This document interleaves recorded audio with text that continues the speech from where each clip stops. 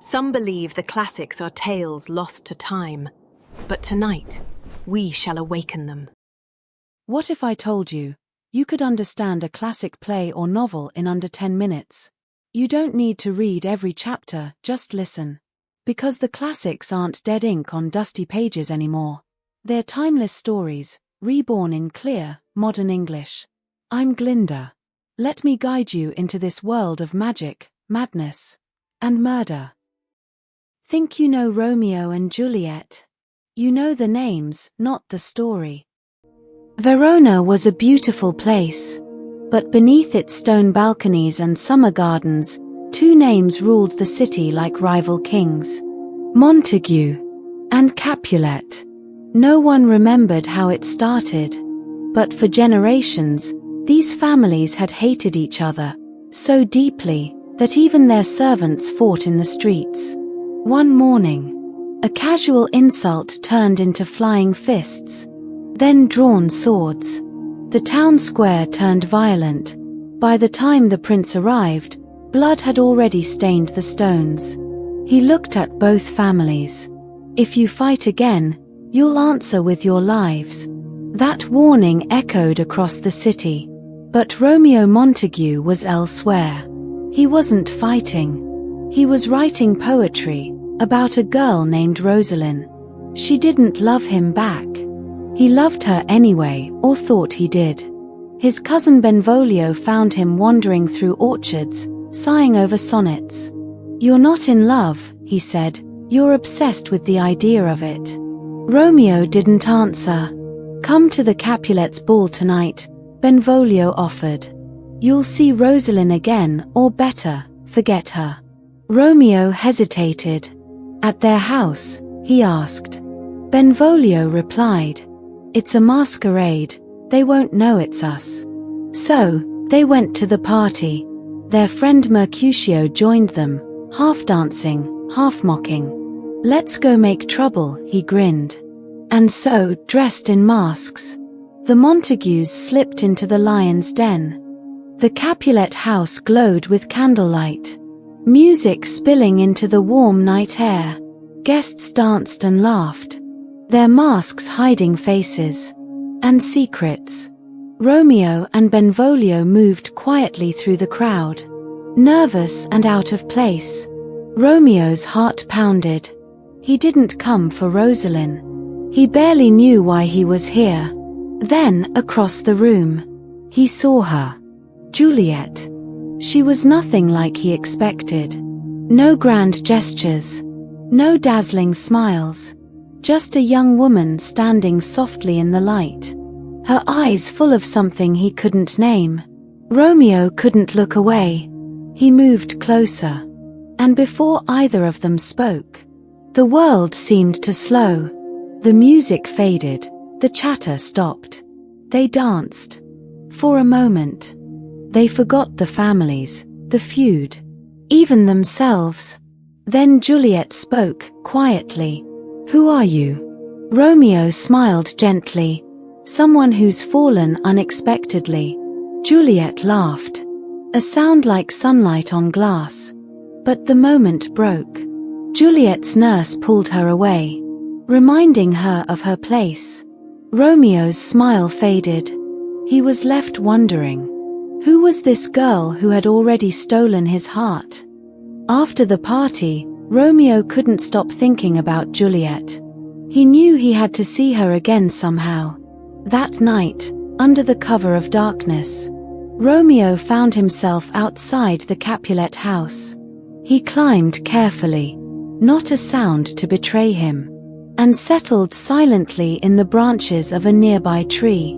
Below, Juliet appeared on her balcony, bathed in moonlight. She spoke softly, unaware of her secret visitor. "Oh Romeo, Romeo," she whispered.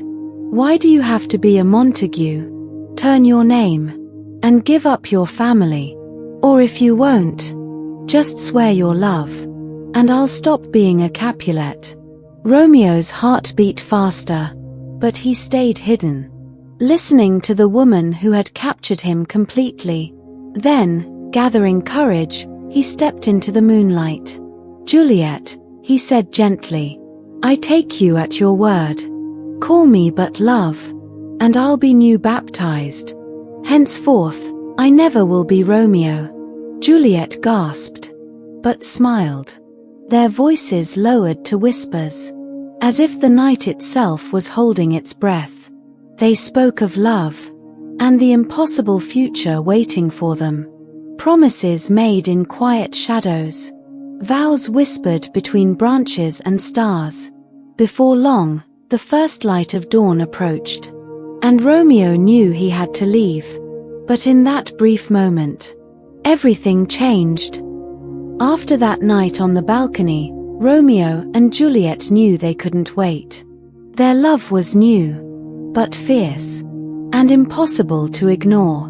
With the help of Friar Lawrence, a quiet man who believed in peace more than war, they arranged a secret wedding in a small chapel, away from the eyes of their families. They promised to be together, no matter the cost. For a moment, hope blossomed, but the world outside was not so kind. Romeo's friend Mercutio was fiery and bold, quick to laugh, quicker to anger. One day, Tybalt, Juliet's hot-headed cousin, challenged Romeo to a duel. Romeo, now secretly married to Juliet, refused to fight. He wanted no more violence. But Mercutio, never one to back down, stepped in instead. The fight turned deadly. Mercutio was struck, and with his last breath, he cursed both families, and the feud that had caused so much pain. Romeo, consumed by grief and anger, could no longer hold back. He faced Tybalt, and in a swift, tragic moment, he killed him. The prince's words came down hard. Romeo must leave Verona, or face death. The lovers were torn apart, by fate, by family, by a city that would not forgive. Romeo fled Verona before sunrise. He and Juliet shared one final moment, a goodbye full of kisses and tears, knowing they had been husband and wife for only a few hours, and might never see each other again. Juliet returned home, her heart heavy, only to find her father waiting. He had made a decision. "She'll marry Paris," he said. "A nobleman, kind, wealthy. The wedding is in 3 days." Juliet's blood turned cold. She couldn't tell them the truth. They didn't know she was already married to the son of their greatest enemy. Desperate, Juliet ran to Friar Lawrence, the same monk who had married her to Romeo. "I'd rather die than marry Paris," she whispered. The friar thought for a long time, then gave her a small vial. "Drink this the night before the wedding," he said. "It will slow your pulse, stop your breath, make you appear dead for 42 hours. When you wake, Romeo will be there to take you away." It was a dangerous plan, built on trust, timing, and hope. But Juliet took the vial. That night, she lay down alone and drank. Juliet drank the vial, and as planned, her body went still. The next morning, her nurse found her cold and lifeless. The Capulets wept, believing she was truly gone. They laid her in the family tomb, beneath stone and silence. But the message meant for Romeo, explaining the plan, never reached him. Instead, he heard only this: "Juliet is dead." His heart shattered. Without waiting, Romeo rode through the night, returning to Verona in secret. He carried a small bottle, poison, swift and certain. At dawn, he reached the Capulet tomb, but he wasn't alone. Paris was already there, kneeling with flowers in hand, mourning Juliet, the bride he never truly had. When Paris saw Romeo, he drew his sword. "Desecrate this tomb, and I'll stop you," he warned. Romeo tried to walk past, But Paris lunged, grief clouding his judgment. Steel clashed against stone. A desperate, tragic fight between two broken hearts. Moments later, Paris fell, bleeding, breath fading. "Lay me beside her," he gasped. Romeo knelt, eyes wide with sorrow. "I will," he whispered. And he did. Then Romeo turned to Juliet. The candles burned low. She lay as if merely asleep. So still, so perfect. "You are not conquered," he whispered. "Death has had no power over your beauty." He kissed her one final time, then drank. The poison worked quickly. Romeo's breath slowed and stopped. Moments later, Juliet woke. She reached out, smiling, but felt only the stillness beside her. Her smile vanished. She saw the vial, the pale lips, the goodbye that had come too soon. Footsteps echoed above. The friar had arrived, but too late. He urged her to leave, to run. But Juliet stayed. With trembling hands, she reached for Romeo's dagger and joined him in the silence.